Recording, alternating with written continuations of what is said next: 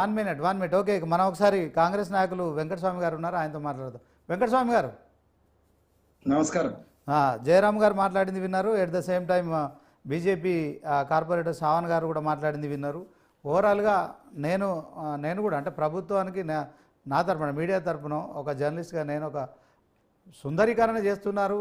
యాడ్సప్ ఆ నీళ్ళు ఏవైతున్నాయో వాటి స్థానంలో మరి గోదావరి నీటిని చేస్తున్నారు. మంచినీరు తాగునీరు నదిగా దాన్ని మార్చబోతున్నారు. మేము చాలా హర్షిస్తున్నాం. అట్ ద సేమ్ టైం ఆ పక్కనే నివసించే వాళ్ళ గృహాలను తొలగించడము, ఓకే వాళ్ళు బఫర్ జోన్లు ఉన్నారా, ఎఫ్టీఎల్ ఉన్నారా, తరతరాలుగా వాళ్ళ తిప్పులే వాళ్ళు పడుతున్నారు. కానీ మీరు ఆ తొలగింపు న్యాయం అయితే తొలగించండి. ఎట్ ద సేమ్ టైం వాళ్ళ జీవనోపాధి విషయంలో కావచ్చు పునరావాసం కల్పిస్తూ అంటున్నారు. జీవనోపాధి కూడా చూపించాలి. అట్ ద సేమ్ టైం వాళ్ళ జీవన స్థితిగతులు కూడా మెరుగుపరచాలని చెప్పి డాక్టర్ జయరామ్ గారు కూడా కొంత మరి ప్రభుత్వానికి చెప్తున్నారు. సో ఈ మూసి సుందరీకరణ ఎప్పటి వరకు అవుతుంది, మీరు ఎన్నాళ్ళు అధికారంలో ఉంటారు, దీంట్లో శాశ్వత పరిష్కారం చేయడం దిశగా చేస్తున్నారా, తాత్కాలికంగా ఇది మరి మీరు 6 గ్యారెంటీలు డైవర్ట్ చేయడానికి చేస్తున్నారని బీఆర్ఎస్ బీజేపీ వాళ్ళు ఆరోపిస్తున్నట్టు చేస్తున్నారా, ఏం చెప్తారండి? అందరికీ నమస్కారం. నాకు హైదరాబాద్ యొక్క ఈ బస్తీల నివాసాలు లేకపోతే ఈ మూసి పరివాహక ప్రాంతంలో నివాసాలను మనం చర్చిస్తున్న సమయంలో నాకు గోరెట్టి వెంకన్న గారి పాట గుర్తొస్తుంది. గోరెట్టి వెంకన్న రాసిన పాట మనం అందరం ఒకసారి నెమరేసుకోవాలి. వాళ్ళ బతుకులు ఎట్లా ఉన్నాయి, ఎట్లా ఉంటాయి, ఉమ్మడి రాష్ట్రంలో ఉన్నప్పటి నుంచి ఆయన వివరించిన వీళ్ళందరూ కూడా మీరు చెప్పేటువంటి వాళ్ళు ఆ కోవకు చెందిన వాళ్ళు. అట్లాంటి దయనీయమైనటువంటి బతుకు ఎందుకింత హీనంగా ఉన్నాయిరా అని ఒక పాట రాశాడు ఆయన. ఆ పాటకు సరిపోయేటట్టుగా అంటే ఈ ప్రాంతం అంతా ఆ పాటలో వచ్చేది. ఏం సార్ పాట ఒకసారి పాడతారా, మాకు ఆ పాట ఏంటో చెప్తారా? ఏమి బతుకులు రా, ఎందుకింత హీనంగా ఉన్నాయిరా పేదోళ్ళ బతుకులని ఆయన రాసినాడు. తెలంగాణ ఉద్యమంలో బాగా పాపులర్ అయినటువంటి పాట అది. ఇప్పుడు జయరామ్ గారు చెప్పినట్టుగా పంచర్ చేసుకునే వాడి గురించి, పాత సామాన్ అమ్ముకునే వాడి గురించి, చెప్పులు కుట్టుకునే వాడి నుంచి ఇవన్నీ చెప్పినారు. ఇవన్నీ గుర్తు చేసుకుంటే మనం బాధపడాల్సిందే. ఇంకా మనం కూడా ఆన్ స్క్రీన్లో కన్నీళ్లు తెప్పించుకున్నా వాళ్ళ బతుకులు అయితే మారాయి. కానీ దీనికి కాంగ్రెస్ ప్రభుత్వం చేస్తున్న కార్యక్రమాన్ని ఆ పాట విని దుఃఖపడలేదు అంటే డెఫినెట్ గా అంటే పాషాణం అన్నట్టు వాళ్ళ హృదయం. అవును ఆ పాషాణాన్ని కూడా కరిగించేంత అద్భుత వివరణ ఒక మహాకవిగా ఆయన ఇచ్చినాడు. ప్రాక్టికాలిటీ అనేటువంటిది ఎట్లా ఉంటది అనేటువంటిది ఆ ప్రాక్టికల్ కవి అంటే జనరల్ గా ఊహలలో ఉంటారంటారు కదా, కానీ ప్రాక్టికల్ కవి ప్రాక్టికల్ ఉన్నటువంటి పరిస్థితిని, వాస్తవ పరిస్థితిని అద్భుతంగా వివరించిన గోరెట్టి వెంకన్నను అప్రిషియేట్ చేయాలి. మనం ఆయనని స్ఫూర్తిగా తీసుకోవాలి, అంటే వాటిని బాగు చేయాలనేది తీసుకోవాలి. సో ఆ స్పిరిట్ మేము ఇప్పుడు తీసుకుంటున్నాం కాంగ్రెస్ పార్టీగా. ఓకే, ఈ మూసి ప్రవాహక ప్రాంతము సుందరీకరణ అని పదే ఒక పదం పెడుతున్నారు. నేను ఈ సుందరీకరణ అనే పదాన్ని నేను వ్యతిరేకిస్తున్నాను. ఇది సుందరీకరణ కాదు, ఇది ప్రక్షాళన. ఓకే, ఇది ప్రక్షాళన. సుందరీకరణ ఎవరి కోసం సుందరీకరణ చేయాలి? అందంగా కనిపించడం కోసం కాదు కదా, అద్భుతంగా కనిపించడం కోసం, అందంగా కనిపించడం కోసం కాదు. ఆరోగ్యవంతంగా జయరాజ్ అన్నట్టుగా ఆరోగ్యవంతంగా మూసి కనిపించాలంటే ప్రక్షాళన జరగాల్సింది. ఓకే, సో ఈ ప్రక్షాళన జరగాల్సినప్పుడు మూసి కూడా ఈ పేదవాళ్ళ గురించి మీరు మాట్లాడుతున్నారు. చాలా చాలా కన్సర్న్ తోటి నేను చెప్తున్నా, ఆ పేదవాళ్ళకి సంబంధించిన ఆ బిడ్డగానే నేను చెప్తున్నా. We are more concern about their lifes. Revanth Reddy గారు కూడా ఇమ్మీడియట్ గా, నేను గాంధీ భవన్ సాక్షిగా ఎవరో మీలాంటి టీవీ వాళ్ళు అడిగితే చెప్పాను, ఇది 25 రోజుల క్రితం 25 రోజుల క్రితం నేను చెప్పిన, హైడ్రాలో ఇట్లా సామాన్య ప్రజల యొక్క కూలగొట్టేటప్పుడు అది వాళ్ళు తెలియక కొనుక్కున్నారు, ఇట్లాంటి వాళ్ళకి చెప్పినట్టు నేను చాలా స్పష్టంగా ఈ ప్రభుత్వానికి, రేవంత్ రెడ్డి గారికి, వారి యొక్క టీం కు అందరికి మీడియా పరంగా చెప్పిన, డైరెక్ట్ అంటే ఇంటర్నల్ గా కూడా చెప్పిన, వీళ్లకు సంబంధించి మనము ఆల్టర్నేట్ చూపించాలి. అవును. నాగార్జునను కూలగొడితే, అక్బరుద్దీన్ కు సంబంధించింది కూలగొడితే ఆయనకు ఆశ్రయం లేకుండా పోదు. 100 ఆశ్రయాలు ఉన్నాయి ఆయనకు. అవును అవును. ఇది అడ్డం పెట్టుకొని వ్యాపారం చేస్తున్నాడు. అక్బరుద్దీన్ మొన్న అంటున్నాడు, విద్యా సంస్థలు నేను విద్యార్థులకు పెద్ద గొప్పగా చెప్పుకుంటున్నా ఆయన. అది బడా మాఫియా వ్యాపారం చేస్తున్నాడు ఆ విద్యార్థుల పేరుతో. అట్లాంటి వాడిని కూలగొడితే ఏం ఫరక్ పడదు, వాడికి ఆల్టర్నేట్ ఉంటది. బట్ పేద మధ్యతరగతి వాళ్ళను కూలగొట్టాల్సి వస్తే వాడికి ఆల్టర్నేట్ చూపించినాకనే కూలగొడితే బాగుంటది అనేటువంటిది మేము ప్రభుత్వంలో డిస్కస్ చేసినాం. ప్రభుత్వం దానికి సమ్మతించింది.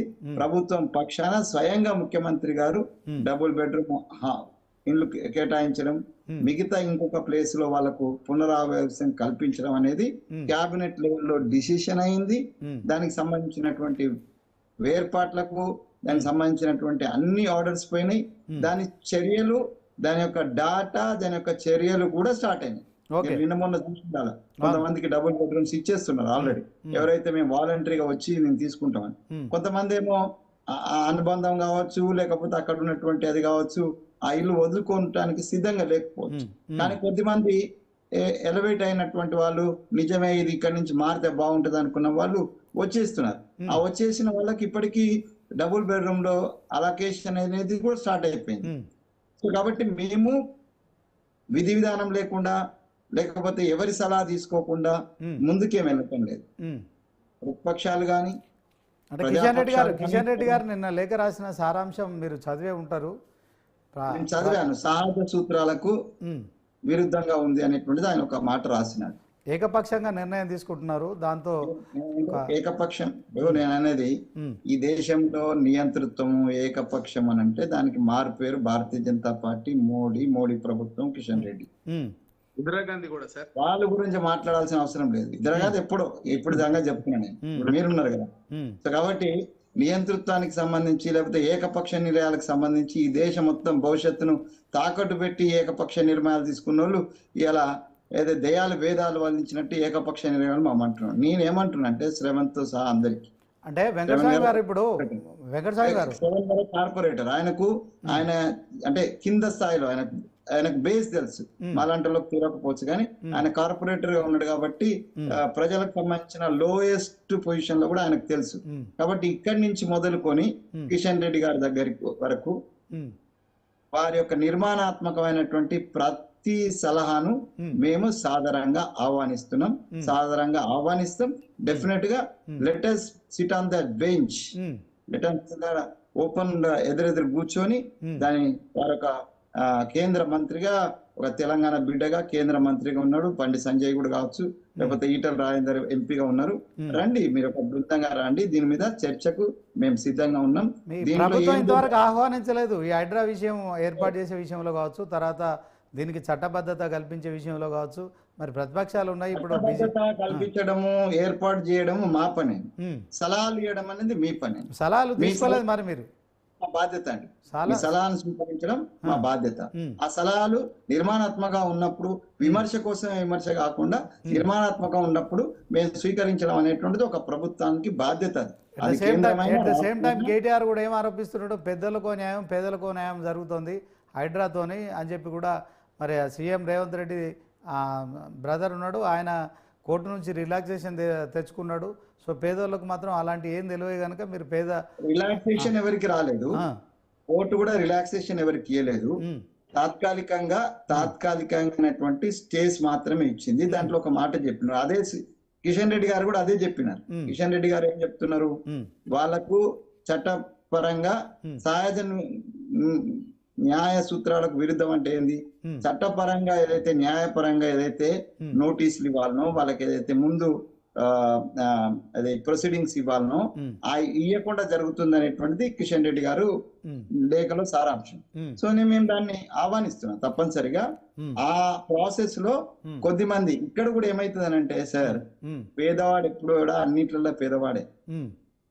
పేదవాడి అప్లికేషన్ కూడా ప్రభుత్వాలకు చేరదు. అది కాంగ్రెస్ ప్రభుత్వం, బీజేపీ ప్రభుత్వం అదే. కానీ అదే పెద్దోడిది పెద్దోనికి సపోర్ట్. ఎందుకు కోర్టులు సుమోటోగా స్వీకరించి ఈ మూసీ నది పక్కనో లేకపోతే మిగతా ప్రజలకు సుమోటోగా స్వీకరించి వాళ్ళ పక్షాన ఎందుకు నిలబడాయండి కోర్టులు? డాక్టర్ జయరాం గారు మాట్లాడతారు. డాక్టర్ జయరాం గారు, నాగార్జున గారు పోతే వస్తది, లేకపోతే ముఖ్యమంత్రి గారి తమ్ముడు పోతే స్టే వస్తది, లేకపోతే ఎవరైనా అకరుద్దీన్ పోతే స్టే వస్తది. కానీ కోర్టులు కూడా పెద్దవాడికి పైసలు ఉన్న వాడికి వెంటనే స్టే ఇస్తున్నాయి. ఓకే, అవే కంట్రోల్ చేపిస్తున్నాయి. కోర్టులు కూడా మమ్మల్ని కంట్రోల్ చేపిస్తున్నాయి. మా ప్రభుత్వమే కాదు, గత ప్రభుత్వంలో కూడా వాళ్ళు ట్రై చేసినారు కదా, వాళ్ళకు కూడా స్టే వచ్చిందని ఆగినారు కదా. ఇవాళ మేము కూడా కొన్ని విషయాలు, 1-2 విషయాల్లో స్టే వచ్చిందని ఆయన, కానీ it will not be continued. నేను చెప్తున్నా, ముఖ్యమంత్రి గారి తమ్ముందైనా ముఖ్యమంత్రి గారిదైనా హైడ్రా పరిధిలో వచ్చి, ఎల్టీఎఫ్ పరిధిలో వచ్చి, లేకపోతే బఫర్ జోన్ పరిధిలో వస్తే కూలగొట్టుడు ఖాయం. ముఖ్యమంత్రి గారిదైనా సరే చెప్తున్నా, ముఖ్యమంత్రి రేవంత్ రెడ్డి గారిదైనా సరే కూలగొట్టుడు ఖాయం. ఇది ప్రభుత్వ విధానం. అతిథులు కాదు, నన్ను చెప్పనియండి, మూసీకి సంబంధించి చెప్పనియండి, ఒక్క నిమిషం చెప్పండి. జయరామకు నేను సమాధానం చెప్పాల్సిన అవసరం.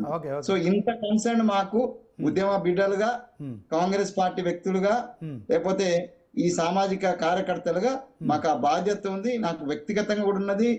జయరాజన్న గారు ఇచ్చినటువంటి సలహా కావచ్చు, శ్రవణ్ గారు ఇచ్చిన సలహా కావచ్చు, డెఫినెట్ గా ప్రభుత్వము వాళ్లకు రిహాబిలిటేషన్ చేసి అవి కూలగొట్టడమా, వాటిని ఏం చేయడమా అనేటువంటిది తర్వాత చేస్తేనే బాగుంటది అనేటువంటిది మా అభిప్రాయం. కూడా వారి అభిప్రాయాన్ని మేము స్వీకరిస్తున్నాం. డెఫినెట్ గా దానికి ప్రాసెస్ స్టార్ట్ చేసినాం. ఆ ప్రాసెస్ లో ఏమన్నా లోపాలున్నా, లేకపోతే వాటిని స్పీడప్ చేయడానికి ఏమన్నా నిర్మాణాత్మకమైనటువంటి సలహాలున్నా మీ అందరి నుంచి కూడా స్వీకరించడానికి ఈ రాష్ట్ర ప్రభుత్వం సిద్ధంగా ఉంది. రేవంత్ రెడ్డి గారు సిద్ధంగా ఉన్నారు. ఓకే వెంకటస్వామి గారు, thank you for your concern.